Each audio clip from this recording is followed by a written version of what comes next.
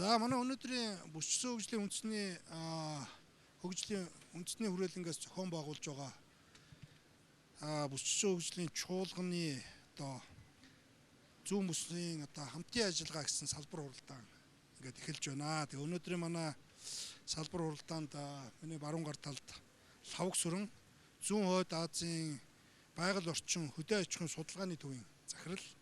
За мөн баруун гар талд ган тулга Дорнод аймаг дахь Хөлийн бомтын захиргааны дарга, оюун түлхүүр байгаль хамгаалал төлөвлөлт хариуцсан зөвлөх олон улсын TNG байгууллагын TNC байгууллагын зөвлөх. За Базар ханд Монгол Улсын их сургуулийн шинжлэх ухааны сургуулийн газар зүйн тэнхимийн багш, дэд профессор, доктор, Монгол Улсын зөвлөх инженер.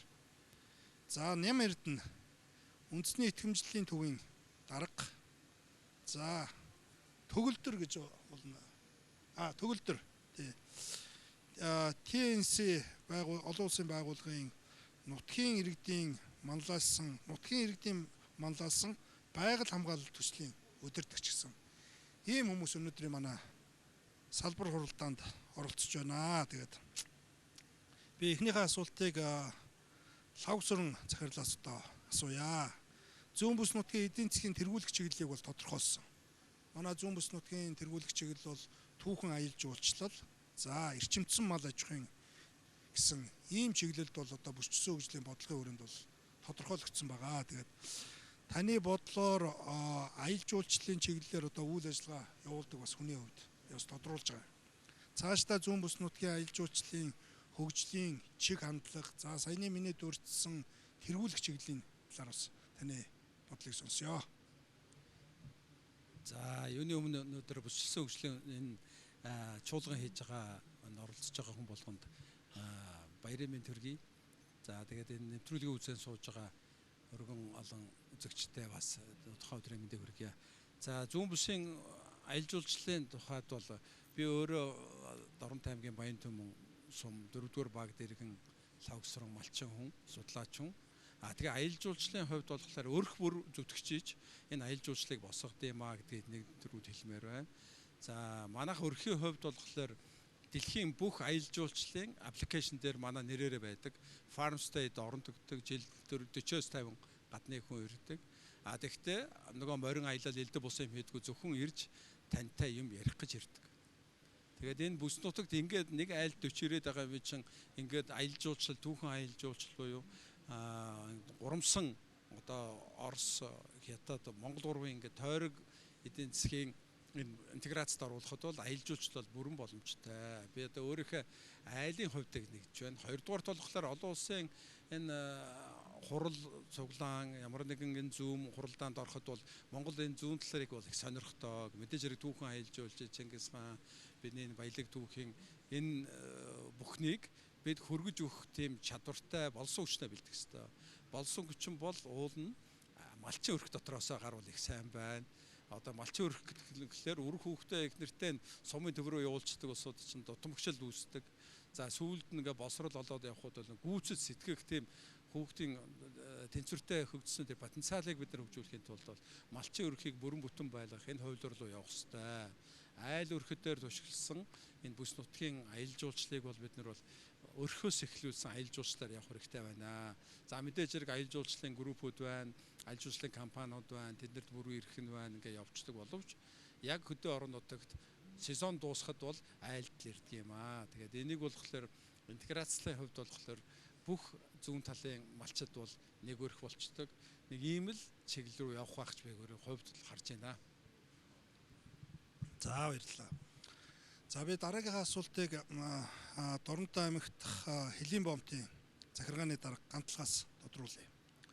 Бид бүхэн бүсчсэн хөгжлийн бодлого гэж зүйлийг бас нэлээд дээхнээс ярьж эхэлсэн. Өнөөдөр энэ асуудлыг энэ сэдвээр ярихад бол бас харьцангуй танил сэдв болсон байна л да. Яагаад гэвэл Монгол улсын хөгжил бол цаашдаа энэ 6 бүс нутагт хуваагдсан. За дээрээс нь Улаанбаатар орвол 7 бүс нутгийн хэмжээнд бол ингэж бүсчсэн байдлаар явахаар бол тогтсон. Тэгээд энэ зүүн бүс нутагт аялал жуулчлалыг хөгжүүлэх, цаашдаа экспортыг дэмжих чиглэлээр нэлээдгүй ажлууд бол хийгдэх нь дамжиггүй.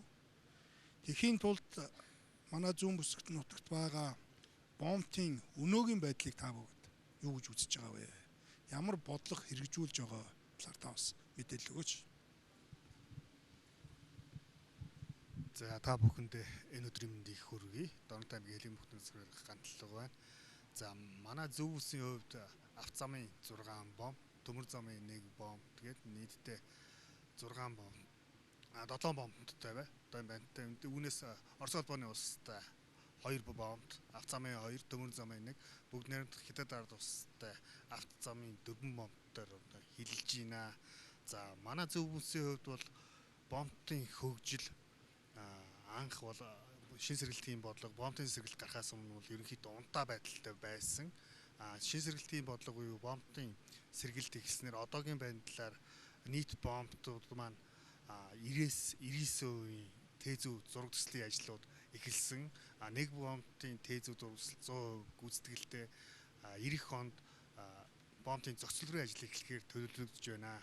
Мөн манай аймгийн хувьд зүүн бүсийн хувьд бол хил орчмын аялал жуулчлалыг хийхэд хамгийн тохиромжтой бомбтууд Сүмбэр, Арчаан, мөн Баян Хөш өвдөг бомбтууд байгаа. За мөн засгийн газрын бодлогын хүрээнд бол дэд үтцийн асуудлыг бол нэн тэргүүнд тавьж байна. Манай аймгийн хувьд бол Уйлхан бомбтоос Баян уулд, Сум, Шоовсон хот руу авто замыг тавихаар төлөвлөж байна. Энэхүү авто замыг тавьснаар Хавтэ тэнхлэхийн замын сүлжээнд холбогдно. Мөн аймгийн төвөөс Чоосотоос Хавирга бомбт руу авто замын ажил бас эхэлж байна. Мөн энэхүү зүүн бүсийн бүсчлэн хөгжлийн үндэсний хөрөлөнгийн нээлтэн дээр ерөнхий сайд оюун эрдэнэ хэлсэн. Бид нэр экспорт импортыг нэмэгдүүлэе гэж ярьсан боломж бомбд болон дэд үтцээ хөгжүүлэгээ гэсэн үүнтэй зэрэгцээд засгийн газар бол энэ арга хэмжээг бол маш өрт дүрмэнтэйгээр авч хэрэгжүүлснээр цаашид бомбын хүчин чадал бол 2-оос 5 дахин нэмэгдэх үзүүлэлттэй байгаа. За баярлалаа. За би оюун төлхөр зөвлөхөөс бас дараагийнхаа асуултыг асууя. Манай зүүн бүс нутаг бол одоо дан тал хэрийн бүс нутаг. Манай түүхэн аялал жуулчлал цаашдаа энэ бүс нутгийн одоо эдийн засгийн эргэлтэнд ороход бол энэ тал хэрийн бүс нутаг бол бас нэлээд тийм онцгой байр суурийг эзэлж байгаа. Цаашлаад бүр наривчлаад ярил экосистемийн асуудал. Экосистемийн тэнцвэрийг хангах чиглэлээр энэ Монгол улсын бүсчилсэн хөгжлийн үзэл баримтлалд бол нэлээд тодорхой зүйл залтууд бол туссан. Цаашдаа энэ чиглэлээр зөв таны бодож байгаа зүйл. Одоо жишээ нь газрыг улсын тусгай хэрэгцээнд авахын одоо гол ач холбогдол нь одоо юу гэдэм бэ? Энэ чиглэлээр та бас мэдээлэл өгөөч. За баярлалаа. Сонирхолтой асуулт асуусанд. Тэгэхээр бүсчилсэн хөгжлийн үзэл баримтлалтаас энэ зүүн бүсэд ялангуяа улсын засгийн хамгаалалтанд ирэх жилүүдэд 2030 он гэхэд 3 саяга газрыг авнаа гэсэн ийм одоо заалт орсон байгаа. Тэгэхээр манай Монгол улсын засгийн газар экосистемийг хамгаалах, байгаль орчноо хамгаалахад онцгой ач холбогдол өгч энэ бодлогын тэргүүлэх чиглэлдээ оруулж байгаад бол байгаль хамгааллын салбарын бид бүхэн бол их баяртай байдаг. Тэгэхээр улсын засгийн хамгаалалтанд газар нутгийг авнаа гэдэг нь маш олон ач холбогдолтой л да. За юуны төрөнд энэ дэлхийн нийтийн өмнө тулгамдаад байгаа гол асуудлуудын нэг бол одоо байгалийн нөөцийн хомсдол, уур амьсгалын өөрчлөлт гэдээ байна. Тэгэхээр эдгээр асуудлуудыг даван туулах, за дасан зохицоход бол маш одоо гол ач холбогдолтой арга хэрэгсэл болдог. Засгийн хамгаалалтанд авснаар. За хоёрдугаар улсын засгийн хамгаалалтын газрууд бол одоо манай Монгол орны хамгийн үн цэнтэй газрууд байдаг. Экосистемийн үйлчлэгийнхээ хувьд ч гэсэн хамгийн үн цэнтэй экосистемийн үйлчлэгээ үзүүлдэг. Тэгэхээр маш олон манай Монгол улсын эдийн засгийн гол салбарууд засгийн хамгаалалтын газар нутгийн экосистемийн үйлчлэгийг хүртэж энэ одоо засгийн хамгаалалтын газар нутгийн байгаль сайн сайхан зүйлээс одоо хамаарч идэг. Тухайлбал аялал жуулчлалын салбар байна. За байгалийн аялал жуулчлал, мал аж ахуйн салбар байна. Тэгэхээр бид нар улсын засгийн хамгаалалтанд энэ газар нутгаа авснаар эдгээр салбарын үр өгөөжийг дээжлүүлэх, за цаашид доктортой оршин тогтнох энэ нөхцөлийг хангадаг. За дээрэс нь тухайн нутагт амьдарч байгаа малчдын бас амжиргаа, доктортой амжиргааг дэмжихэд ач холбогдолтой байдаг юм аа. За бас нэг 3 дугаар ач холбогдол нь бол ялангуяа зүүн бус маань одоо дэлхийд бүр ховорцсон дагуурын хээр, сэрүүн бүсийн ийм хээр байдаг. Энэ өргөн удам нутагт бол одоо цагаан зэр гих мэтлээ одоо зэрлэг ан амтан оршин тогтнодог. За дээрэс нь одоо чухал шувуудын нүүдэлдэг энэ төлөлдөг одоо юу өндгөлдөг гэх мэтлэн маш их чухал одоо ийм гол нуур, гол устай газрууд байдаг. Нуур устай. Тэр эдгээр газруудыг бас хамгааснараа бид нар олон улсын өмнө хүлээсэн үүрэг конвенцийнхаа үүргийг хүлээхэд одоо томоохон ач холбогдолтой байдаг юм аа. За баярлалаа. За би дараагийн асуултыг Базар ханд доктороос тодруулъя. Та бол бүсчсэн хөгжлийн бодлого боловсруулахад бол одоо эрдэмтдийн багт бол орд ажилласан хүн. Энэ бодлогод бэлчээрийн менежментийг сайжруулах, байгаль орчны асуудлыг одоо нэлээдгүй зүйл заалт бол орж тусгагдсан байгаа.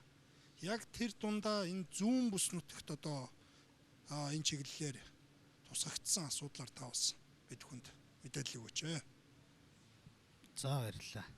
За ингээд бүсчсэн хөгжлийн үзэл баримталд бэлчээрийн менежментийг болон за байгаль хамгааллын талаар дурдсан одоо томоохон зорилтууд, заалтуудыг та бүхэн мэдж байгаа. За үүн дээр ярих гол асуудал юу вэ гэхээр бид бүхэн бол одоо бүсүүдийн хөгжлийн тэргүүлэх чиглэлийг зааж өгсөн. За бүсүүдийн хөгжлийн тэргүүлэх чиглэлийг зааж өгсөнтэй холбоотойгоор бас зарим нэг авч хэрэгжүүлэх арга хэмжээ, төлөвлөлтийн бодлогуудыг тусгасан. Үүнд тухайлах юм бол бэлчээрийн менежменттэй холбоотойгоор гэх юм бол үндсэндээ зүүн бүсийн тэргүүлэх чиглэл болох түүхэн аялал жуулчлал, за тэгээд эрчимцэн мал аж ахуйг хөгжүүлэх чиглэл байна бол үндсэндээ бол бэлчээрийн менежменттэй салшгүй хамааралтай. Байгаль хамгаалал бол өөрөө бэлчээрийн менежментийн бас нэг хэсэг байдаг. Тэгэхээр бидэнд бүхэн юу гэх вэ гэхээр зөвхөн түүхэн аялал жуулчлалын бүсээс гадна байгалийн аялал жуулчлал ч гэсэн зүүн бүсэд хөгжих боломжтой. Тэгэхээр байгалийн аялал жуулчлалыг хөгжүүлэхийн тулд ер нь аялал жуулчлалын салбарыг хөгжүүлэхийн тулд эрчимцэн мал аж ахуйг хөгжүүлэхийн тулд ч гэсэн байгаль хамгааллыг бэлчээрийн менежменттэй уялдуулаад зөв зохион байгуулснаар бол энийг бол энэ тодорхой үр дүнгуудад хүрэх зорилготой. Дээрээс нь тогтвортой бүс нутгийг бид нар бүтээхийн тулд байгаль хамгаалал, аялал жуулчлал, хөдөө аж ахуйн цогцлбороор хөгжүүлэхийн тулд үн дээр бол байгалийн нөөцөө бас бид нар байнга бодолцож явах хэрэгтэй. Байгалийн нөөц дороотоод, газрын дороотолтой, бэлчээрийн дороотолтой энэ бүс нутагт бол байгалийн аялал жуулчлал хөгжихгүй. Ерөөсөө экосистемийн дараагийн асуудал бол үүн дээр яригд. Түрүү оюун түлхүүр зөвлөхийн ярьсан одоо Монголын гэх юм уу эсвэл дэлхийн хойд хагасын хамгийн зүүн захын хээрийн өвөрмөц хэв шинжтэй энэ ландшафтыг хамгаалахын тулд бид бүхэн байгаль нутаг дэвсгэр аж ахуй зохион байгуулалтын зөв системийг бий болгохгүй бол ирээдүйд монголчууд тал хээрийн бүсийн дэлхийн хамгийн сонгодог болсон хээрээ хамгаалж чадаагүй, зөв ашиглаж чадаагүй, өөрсдөө хөгжиж чадаагүй юм эрсдэл бас бидний хүлээж авах магадaltaй учраас энэ гурван тулгуур зүйлийг бол хөгжлийн бодлогодоо цаашдынхаа бас ирээдүйд бас байнгын харгалзаж явах нэг юм чиглэл юм аа гэж харж байгаа. Энэтэй бол одоо маш олон санал нэгдэж байгаа байх гэж би бодож байна. Энэ бол бэлчээрийн менежмент гэдэг өөрөө маш чухал зүйлээ. Тэр дундаа энэ түүхэн аялал жуулчлал, байгалийн аялал жуулчлалын бол одоо бас нэлээд одоо цөм хэсэг нь гэж би хувьдаа ойлгодог. Тийм учраас энийг бас бүсчсэн хөгжлийн бодлогын хүрээнд бас нэлээдгүй зүйлүүд бол бас тусгагдсан байгаамаа гэж хувьдаа бодож байгаа. Тэгээд за дараагийнхаа асуултыг би Ням Эрдэнэ үндэсний итгэмжлэлийн төвийн даргаас тодруулъя. Зүүн бүс нутагт яг өнөөдрийн байдлаар ер нь хичнээн итгэмжлэгдсэн байгууллага байдیں۔ Ер нь итгэмжлэгдсэн байгууллага, итгэмжлэгдээгүй байгууллагын ач холбогдол нь юу юм? Энэ нь өөрөө энэ бүсчсэн хөгжлийн бодлогод ямар эерэг болон сөрөг нөлөө үзүүлэхээр одоо байдیں бэ? Энэ чиглэлээр бас та мэдээлэл өгөөч. За, юуны өмнө та бүхэнд Өнөөдрийн мэнд хүргэе. За Монгол Улсын шадар сайдын эрхлэх асуудлын хүрээнд манай үндэсний итгэмжлийн байгууллага үйл ажиллагаа явуулдаг. За бүсүүдийн хөгжлийн үндэсний чуулган амжилттай явагдаж байна. За энэ чуулганы маш олон хэлэлцүүлэгтэр гарч байна. Хот хөдөөгийн хоорондын хөгжлийн зааг ялгаа маш хол болсон байна. Асар том зөрүүтэй байна. Энийн гол шалтгаан бол нөгөө төрийн ажил үйлчилгээний чанар хүртээмж хөдөө хотод ямар байгаагаас шалтгаалж энэ иргэдийн бөөгнөрл хот руу чиглэсэн хөдөлгөөний энэ урсгал энэ бол шууд хамааралтай гэж харж байгаа. Мэдээж үндэсний итгэмжлийн байгууллагын хувьд за хүний эрүүл мэнд аюулгүй байдал хүнсний эрүүл ахуйн хэрэгцээ шаардлагыг хангасан хүнсний бүтээгдэхүүнээр хангагдах энэ эрхийг хангах үүднээс энэ чиглэлийн лабораториудыг олон улсын чанар стандартын шаардлагад нийцүүлэн баталгаажуулалт хийх, итгэмжлэл олгох ийм чиг үүрэгтэй байгууллага. За зүүн бүсийн хувьд манай хүнсний лабораториуд, барилгын лаборатори, мал эмнэлэг тийм үү эрүүл мэндийн лабораториуд за үндэсний итгэмжлэлийн байгууллагаас бол итгэмжлэлээ авсан байдаг. Гэхдээ за мөн саяхан энэ чуулганаас өмнө 1 сарын өмнө шахуу манай үндэсний итгэмжлэлийн байгууллагаас өргөн бүрэлдэхүүнтэй ажлын хэсэг явж ажилласан. Яг энэ лабораториуд маань энэ тохирлын үнэлгээний байгууллагууд маань анх итгэмжлэлээ авч анх стандартын шаардлага шалгуураа хангаж итгэмжлэлээ авсан энэ ажил үйлчилгээ өнөөдөр ямар түвшинд байгаа вэ гэдэг байдлаар газар дээр нь үнэлгээ хийлээ. За мэдээж маш олон проблемтай асуудлууд байна. Энэ зүүн бүсд ажиллаж амьдарч байгаа хүмүүсийн хэрэгцээ шаардлага бол бүрэн хангаж чадахгүй байгаа. Хүнсний аюулгүй байдлыг бүрэн хангаж чадахгүй байгаа. Лабораторийн үйл ажиллагаа бүрэн түвшинд ажиллаж чадахгүй байна.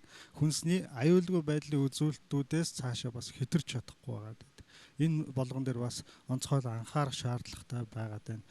Эрүүл мэндийн төрийн тусламжийн үйлчилгээнүүд стандартын чанар шаардлагад бол нийцэхгүй байна. Тийм учраас энэ зөвхөн зүүн бүс биш энэ бүх бүсүүдэд энэ төрийн үйлчилгээнүүдийн чанар хүртээмж стандартын шаардлага шалгууртаа хүрэхгүй байгаа учраас энэ төвлөрөл рүүгээ энэ бөөгнөрл төгжрөл рүүгээ улам нэмэгдэж энэ төгшил үүсгээд байна. Тэгэхээр бид нэр төрийн бодлогоор энэ төрийн ажил үйлчилгээний чанар хүртээмжийг нэмэгдүүлэх үүднээс энэ лабораториудаас эхэлж анхаарах ёстой байна гэдэг энэ бидний бодит ажлын үр дүн харуулж байгаа. Тэгээд хүнсний лабораториуд дээр сая тав хүнэлж энэ аюулгүй үзүүлэлтээс хэтрэхгүй байгаа лабораториудад яг үндсэн мэрэгжлийн хүмүүс нь байхгүй болчихсон. Тэгээ нэг хүмүүс хавсарч хийдэг, боловсон хүчний дутагдалд орчихсон. Тэгээ хөрөнгө оруулалтууд нь хизээж хийсэн хөрөнгө оруулалтын нэг иймэрхүү эмнэлгийн тусламж үйлчилгээ гэхэд хот руу явахаас өөр арга байхгүй болсон. Үндэсний итгэмжлэлийн байгууллагаас Монгол Улсын хэмжээнд нэг 50 гаруй эмнэлгийн лабораториудад итгэмжлэл олгогдсон байна. Яг энэ бүсийн зохион байгуулалтанд ороод эмнэлгийн тусламж үйлчилгээний энэ төвүүдийг байгуулад үндэсний итгэмжлэлийн байгууллагаас энэ эмнэлгийн тусламж үйлчилгээг олон улсын чанар стандартын шаардлагад нийцсэн.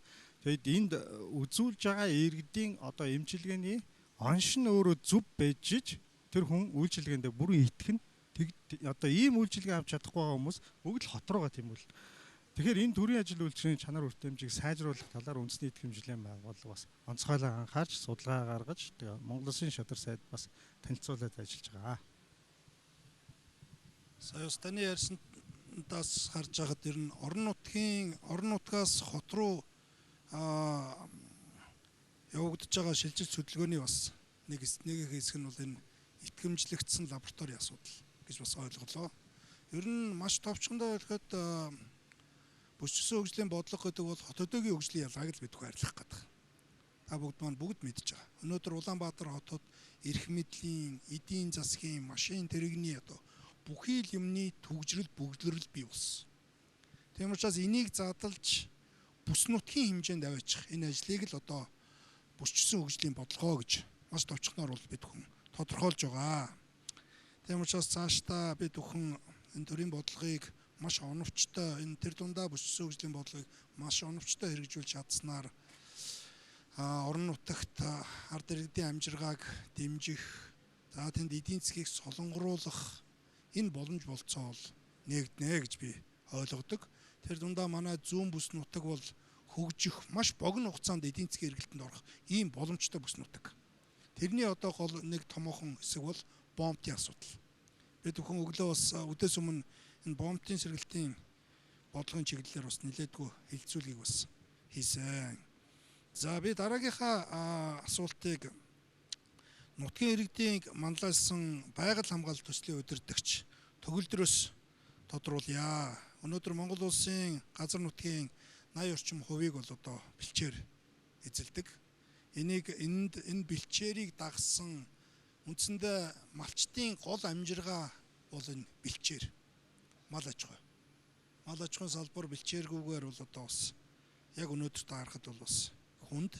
Тийм учраас та бол одоо олон жилийн тусгай хамгаалалттай газар нутгийн талаар тооцоо судалгаа хийж ажилласан хүний хувьд зүүн бүсийн аймагуудын тусгай хамгаалалттай газар нутаг бэлчээрийн нөхцөл байдал, өнөөдрийн бэлчээрийн нөхцөл байдал юу ямар төвшөнд байгаа юм.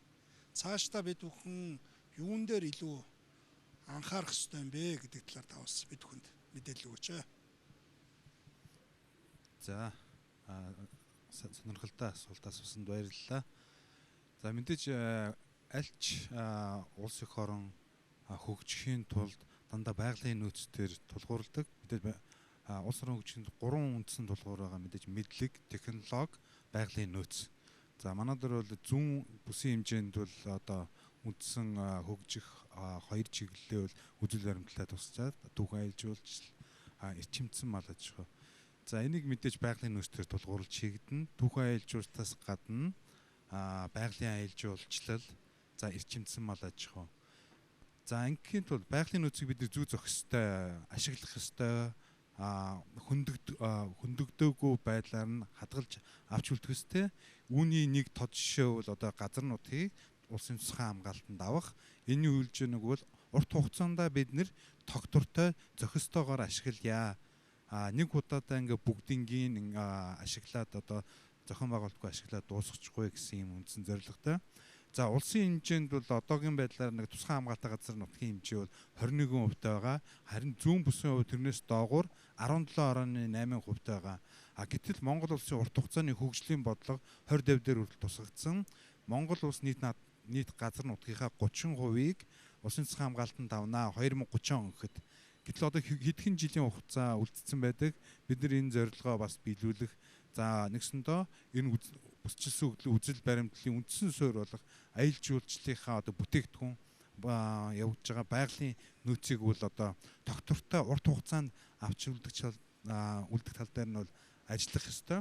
Үүний нэг хэлбэр бол улсын тусгай хамгаалтанд авах. За одоогийн байдлаар бол зүүн бүсийн хэмжээнд бол мэдээж бэлтээрийн даацуул та бүхэн харсан. Бэлчээрийн менежмент бол маш чухал хэрэгтэй байгаа. Түүнийг яг газар дээр хэрэгжүүлдэг болмоор байгаа. За аль газар дээр бид нэр яг эрчимцэн мал аж ахуйгаа хэрэгжүүлэх юм. За мингийн тулд мэдээж бас сэргийг чадамжтай бэлчээр тэнд байж ах ёстой. Аль газараа бид нэр одоо илүү төлхөө аялал жуулчлалаа явуулах юм. Тэнд нь мөн одоо хөндөгдөөгүй онгон байгаль одоо гадаад дотоодын хүм жуулчдыг татах тэр хөндөгдөөгүй хашаалаагүй, торлоогүй байгаль нь байж ах ёстой байгаа. За баярлалаа. За би дараагийнхаа асуултыг лавсрын захирлаас асууя. Тэгээд зүүн бүс нутагт цаашдаа эрчимцэн мал аж ахуй. Би бол энийг хаалтан дотор хагас эрчимцэн гэж хэлбэр санагдтыг. Яагаад гэвэл дэлхий өөрөө эко тал руугаа үжээ орсон. Тийм учраас 100% эрчимцэн мал аж ахуйнаас гарч байгаа бүтээгдэхүүн, бэлчээрийн мал аж ахуйгаас гарч байгаа бүтээгдэхүүн гэдэг бол одоо өдөр шөнө хоёр шиг зөрөөтэй гэж ойлгодог. Цаашдаа бид бүхэнд бол олон улсын туршлага хэрэгтэй. Тэр дундаа эрчимцэн аж ахуйд. Энэ чиглэлээр таны бодол цаашдаа бид бүхэн яг эрчимцэн мал аж ахуйн чиглэлээр ямар алхам хийж хэрэгжүүлэх ёстой гэж та боддгоо. Энэ чиглэлээр та бас өөрийнхөө санал бодлыг хуваалцаач.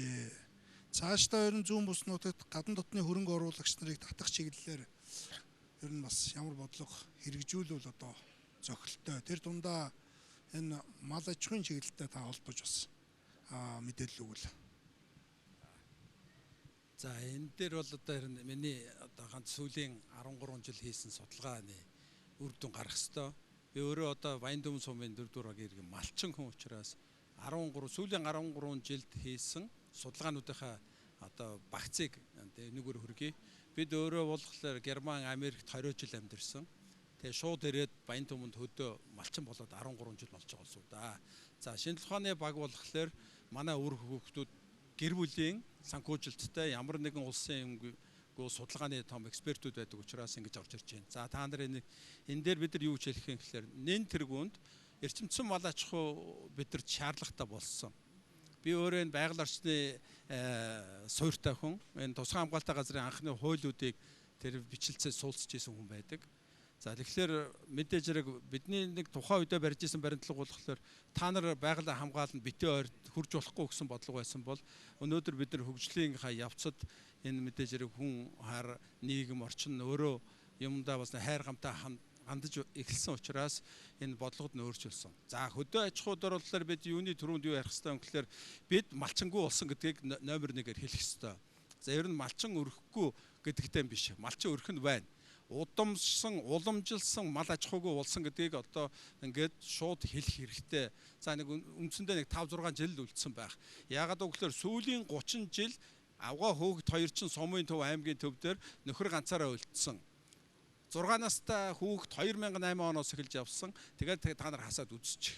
За удам бол цусаар дамждаг, уламжил бол өдөр болгон хийж уламжлуулж авсан ааваасаа ээжээсээ одоо ах トゥ угаасаа хийсэн зүйлийг уламжилт мал аж ахуй гэдэг юм аа. Тэгээд энээсээ бид нар үүдээд яаж амьдрах ёстой вэ гэдэг хуулийг бий болгосон. За манай хөрөлнгөөс гаргасан зүйл Монгол Өрх үндэсний хөгжлийн загвар хөтөлбөр гаргасан. Тэр нь юу аах вэ гэхээр багийн баг сургууль байх ёстой. Багийн баг сургууль яагаад байх ёстой гэхээр за энэ өрөөнд сууж байгаа зүүн бүсийн бүх улсууд бид нэр хоорондоо үзэл баримтлалын зөрүүтэй тэгш буус байж болно. Гэхдээ бидний хүүхдүүд нэг ангид явах магадлал маш өндөр байдаг учраас сургуулийг номер 1-ээр авч явдаг. Монгол түмэн бол ер нь мянган жилийн түүхэндээ явж ирэхдээ босрлыг дээдэлдэг байсан учраас босрлыг цаг тухайд нь үе үеэс нь гэр дотроо хин нэгэн бичгтээ бол нөгөөдөлдөө тойр заадаг тэр хуулиураар. Гэхдээ санхүү малаасаа байсан шүү. Санхүү малаасаа. Өнөөдөр уул уурхааг бид ярьж болдоо. Уул уурхаа бол одоо баг тусдаа нэг өөр санхүүгийн хуулиур. Мал аж ахуй бол бидний эрхчлөө өнгөтэй одоо тусгаар тогтнол юм байгаа. За мал аж ахуйг яах ёстой гэхээр багийн сургууль байх ёстой. Хүүхдүүдэд аваач өгцгөө 3 өдөр сургацгаа, 4 өдөр гэрлүүгээ явцгаа. Ээж аавтайгаа хамт өнөр өтгөн хамт бай. Буцаа дээр сард 8 удаа нааш цаашаа явна. Хамгийн гол нь багийн сургуулийн хажууд богийн аж ахуй байх ёстой. Монгол улс 60 сая богтоо мөртлөө нэгч богийн аж ахуйгүй байна гэдэг нь бид богоос мөнгө олохгүй байгааг шийдчихв. Яг үнэхээр өдөр болгон юм зарж иж мөнгө олдог болохоос зүгээр жилд 2 удаа ноолоор мах 2-оор гэдэг ч юм уу. Энэ хувилбар бол энэ Монголд явахгүй. За газар тариалан дээр юу байдгүй гэхээр монголчууд газар тариалан бол удамшсан. Одоо манай газар тариалангийн компаниуд яг 4-5% явцсан байдаг. Манай уламжилт мал аж ахуй бол одоо ингээд ерөнхийдөө хүүхдүүд нь яваад дуусчих шиг байна. За уламжлал нь ингээд тасалдчих шиг байна. Гэтэл эрчимцэн мал аж ахуй бол Монголд байхгүй. Эрчимцэн мал аж ахуй гэдэг чинь МТС Агрогийнх одоо Prime Meat-ийнх нь явж байна. Энэ чинь бол ростроор ирж байгаа. Ерөнхийдөө бол та гэр бүл болгон мөнгөө малаасаа аж ахуйсаа босгож чадсан цагт эрчимцэн аж ахуйн суур бүрддэг. Боловсрол дээр ер нь боловсролыг үнгүү гэдэг юм бүгд мартах хэрэгтэй. Боловсрол хамгийн их мөнгө шаардсан, та эцэг эхээс нь хамгийн их хөлөмөр шаардсан. Тэр олсон мөнгөө эхнэр хүүхдтэй өгөөд сумын төв рүү аймаг руу оруулчаад сургууль нь үнгүү гэдэг байгаа шүү дээ. Үгүй шүү дээ. Таавар тэр зарсан мөнгө чинь баг худалчгүй American School сурах мөнгө зарсан байдгийг шүү дээ. Тэгэхээр бид нар энэ бүсчилсэн хөгжилдөө юу ойлгох вэ гэхээр номер 1 цахилгаан байх ёстой. Номер 2 одоо ингээд уур амьсгалын өөрчлөлт орж ирсэн. Та нарт гантаач суудж магадгүй, зудтаач суулж магадгүй. Тэгэхээр ус заавалчгүй хэрэгтэй. Газар ус цахилгаан 3 нийлээгүй цагт бол бид эрдэмчиж аж ахуй байгуулна гэдэг маш аюултай, маш хэцүү зүйл. За тэгээд мэдээж хэрэг мал бол хүмүүсийнхээ гар дээр эрчимчээ сүүлийн хідэн бог бол 30 хоног, бод бол 90 хоног шүү дээ. Тэгээ энэ эргэлтэнээс тооцоод ингээд явна. Цаг хугацааны хувьд бол бид богинохон учраас энийг бол ингээд тайлбарлах хэцүү. Гадаадад бол бид нар одоо Америк, Канада, Герман жишээ чичирээд байна. тэд нар бол дор хаяж 5 үеэрээ байдаг байхгүй юу? Ээж нь 5 үеэрээ сургуульд явчихсан. Хүүхдүүдэд өөрөө гэртээ сургаад ингээ гаргацдаг. Өөрөө тэр үеэрээ дамжицсан учраас тэр. Тэгэхээс өнөөдөр манайх нь гэртээ гинтгэн багш болоод заана гэдэг нь тун хэцүү. За тэгээд бид нар энэ Минэнгийн Матад сумын Дорнот аймгийн Матад сумын Минэн баг дээр байгаа Минэнгийн баг сургуулийн 5 жил явж байна баг сургууль. Сая зүрх сэтгэлийн боловсролын үнэлгээ явлаа. Тэндээс ямар дүн гарсан гэсэн чинь энэ хүүхдүүд чинь нэг айлын хүүхчиг болчихжээ гэсэн дүн гарсан. Нэг айл гэдэг нь энэ нөхдүүд ингээд цаашаа хэд хүрдгийн тэр болтол нэг нэгэндээ зуудуулахад хүрээд ирдэг, задарахт нь хуржээр найралцдаг, ямар ч нэг нэгээ дэмждэг, сайд дарахч болцдог тийм хувилбарууд байна. Монголын хөдөө бол ер нь зүүн баруун гэхгүй. Энэ хувилбараар л явна. Энд бол монголчуудад гадна дотно байгаа зүйлүүдийг нэлээд олон удаагаар харьцуулж үзчихэж гаргасан хувилбар юм аа. За тэгээд мэдээж хэрэг цаг хугацаа богино байгаа учраас ингээд шахаж ярьсан дуучлаарай. За баярлалаа. За би дараагийнхаа асуултыг Дорнот аймаг дахь бомбын захиргааны дараа хамтлагаас асууя. Тэгээд жишээ нь Дорнот аймагт бомбын захиргаа бий болсноор ямар агс дэвшил гарав? Цаашдаа зүүн бүс нутагт 14 мега төслийн 1 буюу зүүн бүсийн босоод ангилгийн төмөр зам энэ төсөл хэрэгжинэ. Энэ төмөр зам хэрэгжснээр Хятад улстай, Оросын холбооны улстай эдийн засгийн эргэлтэнд орох боломж бүрдэнэ. Энэ төмөр зам ашиглалтанд орсноор Аз, Европыг холбосон томоохон эдийн засгийн коридор бий болно. За энэ төмөр зам ашиглалтанд орсноор томоохон ачаа барааны эргэлт энэ бүс нутаг дээгүүр бий болно. Томоохон тээвэр логистикийн төв бий болох нь гарцаагүй. Тийм учраас энэ чиглэлээр бомбын захиргаанаас одоо яг ирээдүг яаж төсөөлж харж эдийн засгийн үр нөлөөг нь за энэний бэлтгэл хангах чиглэлээр одоо ямар ажлуудыг хийж хэрэгжүүлж байгаа талаар та бас мэдээлэл өгөөч.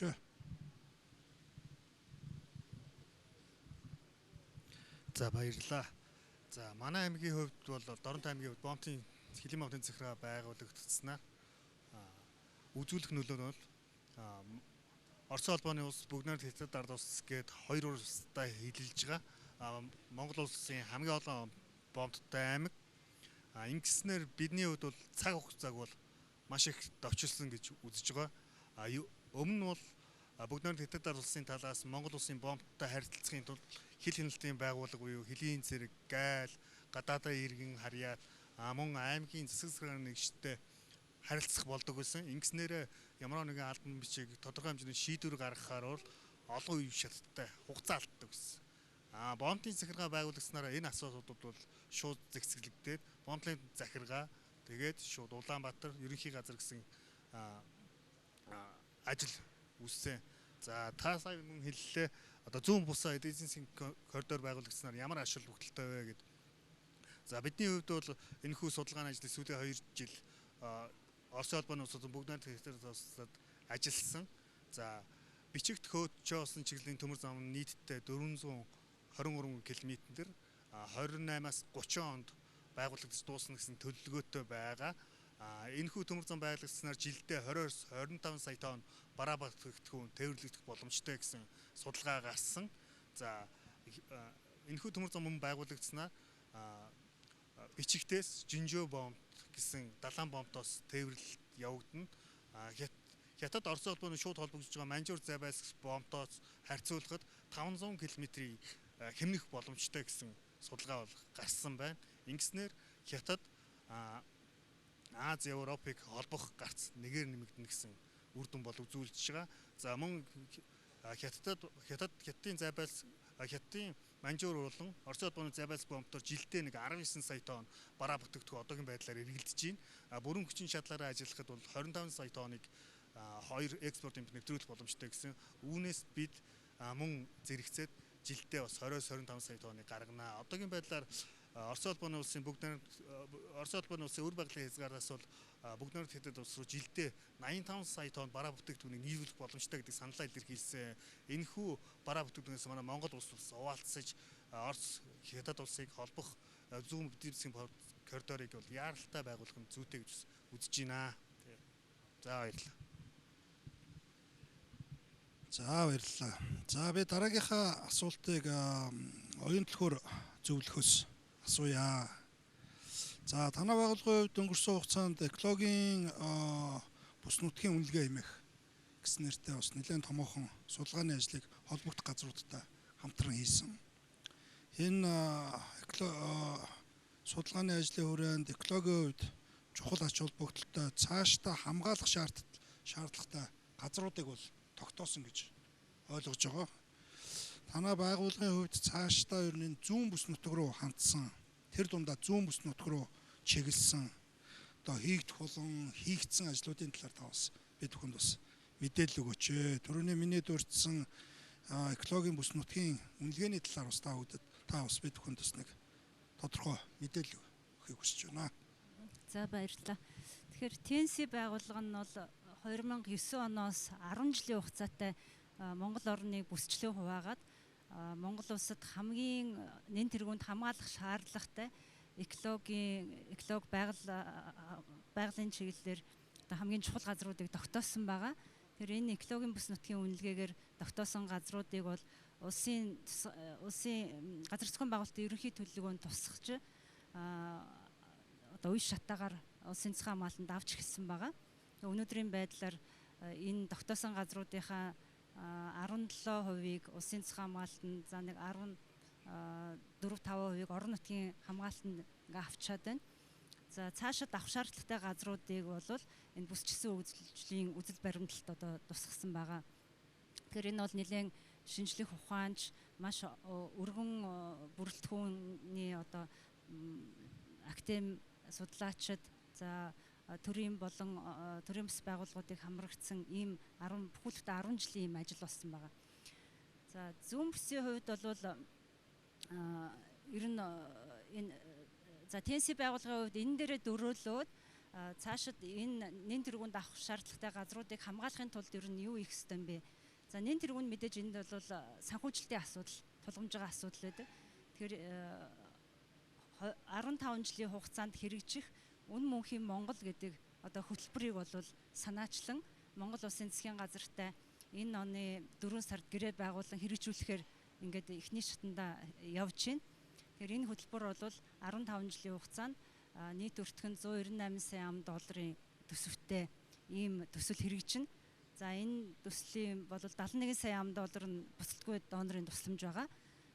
За тэгээд манай Монголын засгийн газар бас энэ дээр маш том үүрэгтэй, хариуцлагатай, хамтарсан санхүүжил, одоо хууль эрх зүйн орчныг шинжлэх зэрэг том үүрэгтэйгээр орж ирсэн байгаа. Тэгэхээр энэ хөтөлбөрийн хүрээнд энэ нэн тэргуун шаардлагатай, хамгаалах шаардлагатай газруудын хамгаалалтын менежментийг сайжруулах, за төр хувийн хэвшлийн, түншлэлийн зарчим, нутгийн иргэдтэй хамтран хамгаалах гэх мэтчлэн энэ олон улсанд байдаг сайн туршлагыг бол газар дээр нь авчирна. За мөн энэ тусгай хамгаалалтаа газар нутгийн орчны бүс гэж одоо маш чухал бүс нутаг байдаг. Одоо зэрэгэлдээ сумдуудад байдаг сумдууд нь. Энэ орчны бүсийн сумдыг хөгжүүлэх, за тэнд бэлчээрийн менежмент, одоо уур амьсгалын өөрчлөлттэй холбоотой тулгамж байгаа асуудлуудыг шийдвэрлэх, гих мэтчлэн мачтын амжиргааг дэмжих гээд маш олон асуудлуудыг энэ хөтөлбөрийн хүрээнд хийх юм байгаамаа.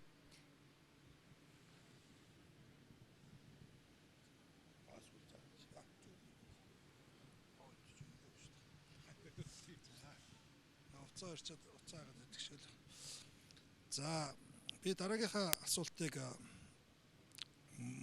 Базарханд доктороос асууя. Ер нь бүс нутгийн хөгжил, за бүсчилсэн хөгжлийн хэрэгжүүлэхэд зайлшгүй шаардлагатай хамтран ажиллах талууд байдаг. Төр засаг, олон улсын байгууллага, хувийн хвшил. Тэр бүгд маань хоорондоо хамтарч, нийлж ажиллах зайлшгүй шаардлага бас тулгардаг.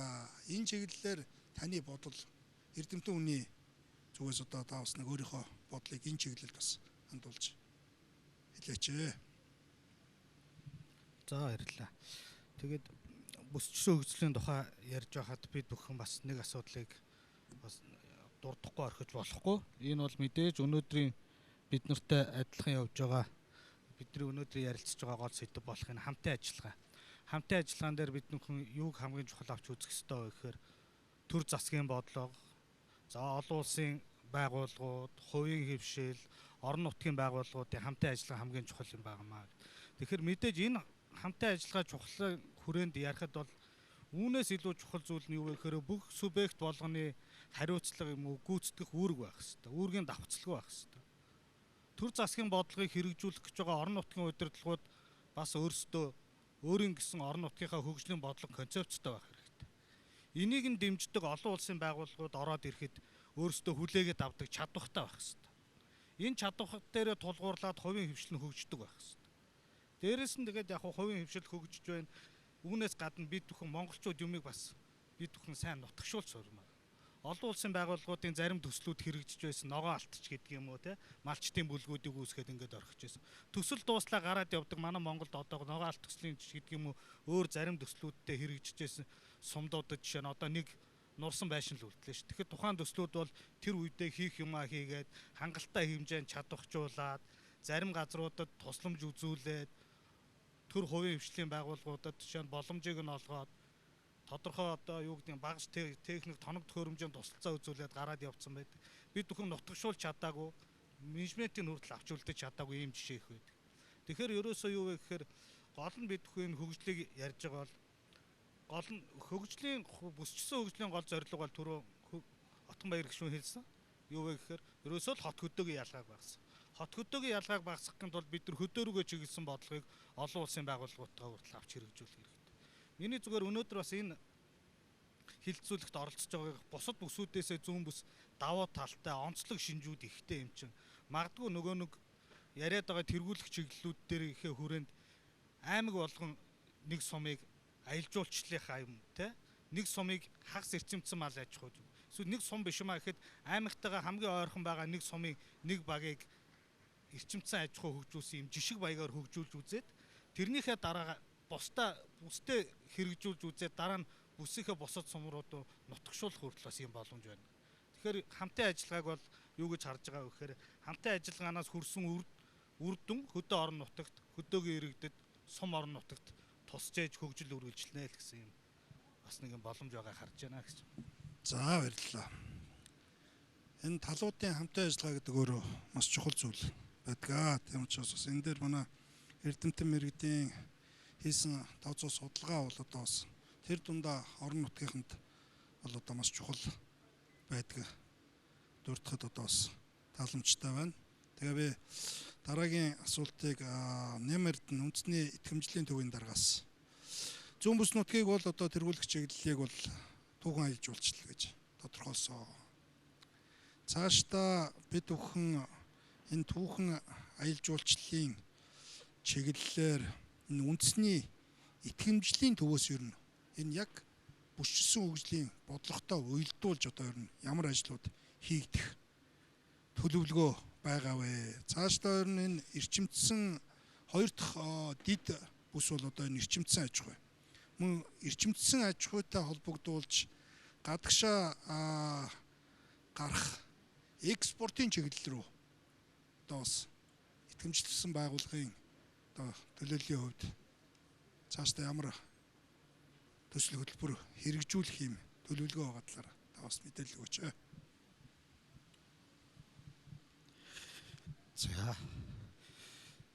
За би яг нэг 3 одоо утга агуулгаар хариулъя гэж бодож байна.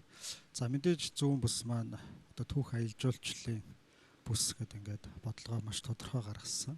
За энэ хүрээнд итгэмжлэл, тохирлын үнэлгээ, стандартчлалын чиглэлээр бодлого боловсруулад бид нар одоо системтэйгээр үе шаттайгаар төлөвлөгөө гаргаж гисэн явж байгаа. Тэгээ бүсчилсэн түүхэн аялал жуулчлал гэхээр үүнийгээ дагаад нөгөө жуулччид чи урсгалыг бид нэр татах бодлогоо барьж идэг. Бид нэр өөрөө өнөөдөр одоо хүлээж авах нөгөө жуулчны баазнуудын маань үйлчилгээ, үйл ажиллагаа бэлэн байна уу гэдэг дээр бол бид нэр онцгой анхаарна. Тэгэхээр одоо нөхөн жорлонтойгоо байх хүнсний аюулгүй байдлыг бид нар бүрэн хангасан байх шаардлагатай гэх мэтээс ахуулаад үүнийгээ дагаад маш олон одоо үйлчилгээний бөгөөд одоо маш олон дагалдах стандартуудыг байж идэг. Тэгээ энийг энэ жуулчны одоо үйл ажиллагаа явуулж байгаа байгууллагуудад нэвтрүүлэх, энэ нэвтрүүлснийг нь манай үндэсний итгэмжлэлийн байгууллагаас итгэмжлэл олгосон тохирлын үнэлгээний байгууллага очиж баталгаажуулалт хийдэг.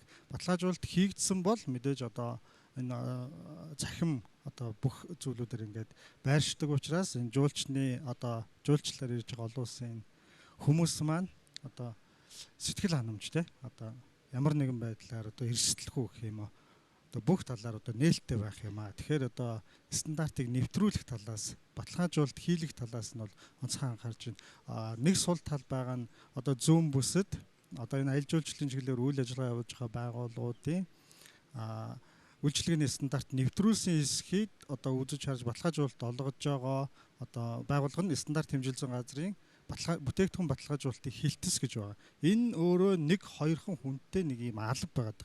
Тэгэхээр энэ хоёрхан хүнтэй алба бүхэл орон нутгийн хэмжээний энэ ажлыг хийж хэрэгжүүлнэ гэдэг бол ерөөс ой тоонд багтахгүй асуудал.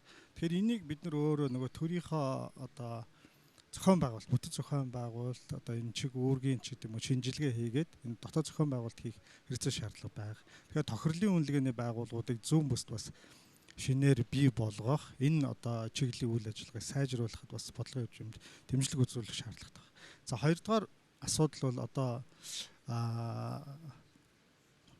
нэг сайн жишээ байна. Талын нүүдэлчдийн өв гэх төрийн бас байгууллага байгаа. Энэ байгууллага бол манай үндэсний итгэмжлэлийн байгууллагаар итгэмжлэгдсэн. За энэ байгууллага маань нүүдлийн мал аж ахуйн зохистой дадлын стандартыг нэвтрүүлсэн эсэхэд одоо үнэлгээ хийж баталгаажуулалт хийж байгаа ийм байгууллага. За энэ байгууллагаар баталгаажуулалт хийлгэсэн одоо энэ малын гаралтай түүхийд бараа бүтээгдэхүүнийг Европын зах зээл рүү өндөр үнээр гаргах нөхцөл боломжинд бүрдсэн эхнээс гараад эхэлчихсэн. Сая бүр хэд удаагийн нөгөө Франц улс руу энэ ноолуурыг яг энэ зохистой дадлын стандартын хүрээнд одоо боловсруулсан ийм түүхийд гэж одоо баталгаажуулалт хийгдсэн учраас Франц энэ Европын зах зээл рүү шууд гаргаж байна. Энэ нөхцөл боломжинд бүрдэж байгаа учраас одоо шинэ хоршоо хөдөлгөөний хүрээнд малчид хоршооны зохион байгуулалтанд орцсон үйл ажиллагаагаа одоо яг энэ бүтээгдэхүүний одоо стандартыг нэвтрүүлээд одоо энэ холбогдох байгууллагуудаар итгэмжлүүлсэн энэ байгууллагуудаар баталгаажуулалтаа хийвэл бараа бүтээгдэхүүн чинь өндөр үнээр өртгөөр Европын зах зээл рүү гарах бүх боломжууд нээгдсэн шүү гэдэг ийм мэдээллийн чанартай зүйлийг гэж. За 3 дугаар нэг асуудал итгэмжил өөрөө улс орны болгоны одоо гадаад худалдаа, гадаад дотоод худалдаа, экспорт, импортын бодлого итгэмжлэлээр дамжуулж явж идэг. Итгэмжлэгдсэн одоо бараа бүтээгдэхүүн за олон улсад жишээлбэл Монгол улсын одоо итгэмжлэлийн байгууллага дэлхийн 141 орондоо харилцан хүлээн зөвшөөрөх хилцэлд нэгдчихсэн. Бид нар өөрсдийнхөө чадамжийг олон улсад үнэлээд баталгаажуулчихсан. Тэгэхээр итгэмжлэгдсэн лабораториудын тохирлын үнэлгээний одоо сорилт дүн шинжилгээний үр дүн олон улс бөгөөд дэлхийн 141 улс шууд хүлээн зөвшөөрнө. Нэг ялангуяа манай орны экспорт импортын дийлэнх хувийг эзэлж байгаа урд хөрш одоо манай хүнсний бүтээгдэхүүн гэдэг юм ба уул уурхайн бараа бүтээгдэхүүнийг урагшаа дахин одоо сорилт шинжилгээнд дүн хийхгүйгээр шууд хүлээн зөвшөөрж гарч байгаа. Энэ өөрөө худалдааны техникийн саатгахыг арилгана гэдэг одоо энэ бодлого яриад байгаа нь бол энэ агуулга. Тэгэхээр зүүн бүс өөрөө энэ хятадтайгаа хил одоо орчмын бол хамгийн ашигтай байрлал байгаа учраас одоо яг бүсчилсэн маягаар энэ үйлдвэр технологийнхоо энэ том төвүүдийг байгуулад тэгээ энийг түшиглээд харилцан хүлээн зөвшөөрөх хилцээнд нэгдсэн учраас бид нэр одоо зүгээр л шууд үйл ажиллагаагаа түргэн хугацаанд явуулах ийм зохион байгуулалтаа л хийх хэрэгтэй. Дорнтой аймагт одоо барилгын материалын маш том төв байгуулагдаж байна. Энэ бол шууд экспорт, импорт хийхэд харилцан хүлээн зөвшөөрөгдөн. Хинтээ аймагт хүнсний том одоо бас төв байгуулагдаж байна. Махны үйлдвэрүүд байгаа учраас үүнийгээ түшиглээд хэмжилзүүн төв лабораторийг Хинтээ аймагт түшиглэж байгуулах чинь хүнсний төв одоо лабораторийг бас Хинтээ аймаг төвлөрүүлэх чинь гэх мэтчлэн одоо яг энэ зүүн бүсийн хаана аль хэрэгцээ шаардлага байгаа вэ гэдгийг бид нэр оновчтой олж харж тэрийн түшиглэж чадамжийг гаргаж иж ингэж итгэмжлээ олгож ингэж явж байгаа. За баярлалаа. За тэгээ бидэнд бас цаг бага байгаа учраас би өнөөдрийн хамтын ажиллагаа хилцүүлгийнхаа төгсгөлийн асуултыг төгөлдрөөс асууж тэгээ өнөөдрийнхөө хэлцүүлгийг дуусгая. Тэгээд нутгийн иргэдийн манлайлсан байгаль хамгаалал төсөл хэрэгжээд багагүй хугацаа өнгөрлөө. Энэ төслөөс та бүгд маань ямар үр дүн хүлээж байна? Энэ үр дүн бүсчсэн хөгжлийн бодлого тэр дундаа эрчимдсэн мал аж ахуйтай одоо ямар уялдаатай байх болов гэдэг зүйлийг бас танаас тодруулъя. За ТНС байгууллагын нутгийн иргэдийн манлайлсан байгаль хамгаалах гэдэг энэ төсөл нь 2017 оноос хойш Монгол орны зарим аймаг сумдад хэрэгжиж байгаа. За энэ төслийн үндсэн концепц гэх юм уу товчхондоо хэлэх юм бол байгалыг тухайн газар амьдарч байгаа иргэд өөрсдөө хамгаална. За иргэд тэгвэл ямар тохиолдолд байгалыг илүү тогтвортой байлгадгийн мөн байгалаа сүйтгэдэггүй юм байх юм бол орлоготой байдаг юм байна. За төслийн зүгээс бол иргэдийг энэ орлоготой болгох орлогынхоо тодорхой хувийг бэлчээр дээр усаа хамгаалахад зарцуулдаг өөртөө нэгсэндөө өөртөөх нь бэлчээр усыг нь хамгаалуулах ажлыг дэмжиж ажилтдаг. Үүний тулд мөн иргэдийг нөхөрлөл бүлгийн зохион байгуулалтанд оруулж ажилтдаг байгаа. За энэ бүсчилсэн хөгжлийн үзэл баримталтай яг энэ төслийн үйл ажиллагаа яаж бид нэр ямар оролцоотой байх юм бэ гэх юм бол мэдээж энд бол энэ үзэл баримтлалын нэг бодлогыг бол төр дангаараа хийж амжихгүй төрөөр төлөөлөөд тэр суман дээр баг дээр нэг багийн засаг дарга гэж багийн засаг дарга бол бүх иргэдэд бол энэ төрлийн мэдээллийг цогц зүйл хөргөж чадахгүй. Мөн яг энэ аялал жуулчлалын эрчимдсэн мал аж ахуй хийхэд бол хувийн хвшлүүд бас бүгдийн дангаараа нуруунд дээр үүрч аваад явах боломжгүй. Тэгэхээр энд бол яг иргэдийн оролцоо чухал.